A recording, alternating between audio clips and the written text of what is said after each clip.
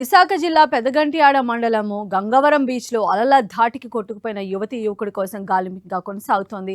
Friendship డేను పురస్కరించుకుని 7 స్నేహితులు celebrations కోసం పెదగంట్యాడ మండలంలోని గంగవరం బీచ్కి వెళ్లారు. అందరూ కలిసి ఫోటోలు తీసుకుంటూ ఉండగా వారిపైకి భారీ అల దూసుకొచ్చింది. అలల ధాటికి పెద్ద వాల్తేరుకు చెందిన నీతు కొట్టుకుపోయింది. ఆమెను కాపాడే ప్రయత్నంలో దామోదర్ అనే యువకుడు కూడా కొట్టుకుపోయాడు. దీంతో స్నేహితులు ఇతరులకు చెప్పడంతో గల్లంతైన నీతు దామోదర్ కోసం గాలిస్తూ ఉన్నారు.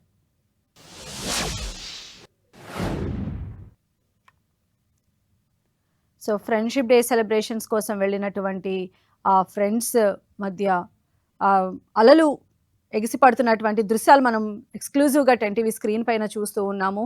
ఈ ప్రమాదంలో నీతు అనే యువతి కొట్టుకుపోయింది. అయితే ఆమెను కాపాడడంలో భాగంగా దామోదర్ అనే వ్యక్తి కూడా అందులో దిగాల్సి వచ్చింది. సో ఇద్దరు కూడా ప్రజెంట్ గల్లంతయ్యారు. వారికి సంబంధించిన గాలింపు చక్రియ అయితే ప్రజెంట్ కొనసాగుతూ ఉంది. పెదగంట్యాడ మండలంలోని గంగవరం బీచ్‌కు ఫ్రెండ్స్ అందరూ కలిసి వెళ్లారు. సరదాగా ఫ్రెండ్షిప్ డేని సెలబ్రేట్ చేసుకోవడంలో భాగంగా ఈ నేపథ్యంలోనే అందరూ కలిసి ఫోటోలు దిగుతూ ఉండగా అకస్మాత్తుగా వచ్చినటువంటి ఆ పెద్ద అల వల్ల వారు బ్యాలెన్స్ కోల్పోయి నీతు అనే యువతి ఆ వాటర్‌లో కొట్టుకుపోవడం జరిగింది. అయితే ఆమెను కాపాడటం కోసం ఆమె సన్నిహితులు, ఆమె ఫ్రెండ్ దామోదర్ కూడా ప్రయత్నించినప్పటికీ అతను కూడా గల్లంతైన పరిస్థితి అయితే కనిపిస్తోంది.